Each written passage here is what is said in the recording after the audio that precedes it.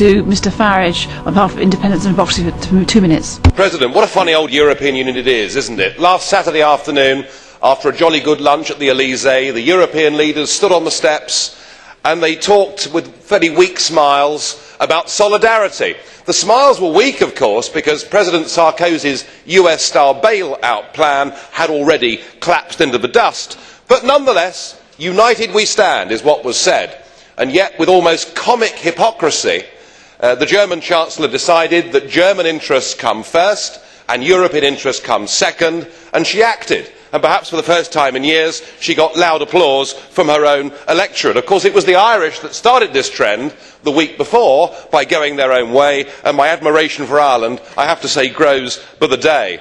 But I think the last week is going to prove to be the watershed moment for this entire European project. You see, the only way to stop countries acting in their own national interest is to take that power away from them, to form a Treasury Department there in Frankfurt that has power over tax and power over government spending. And indeed, I've heard some of the EU extremists this afternoon effectively call for that. Yet, you can't do it because it won't command public support. In fact, to do that would be even more unpopular than your hated Lisbon Treaty. No more likely is that what's happened in the last week marks the beginning of the end. The markets are saying it already. Italian government bonds now yield 1% more than German or French issued government bonds. The markets are saying that economic and monetary union will not last. And I'm not surprised, because it never was an optimal currency zone. One interest rate could never fit all these different countries, and you've never had proper public support.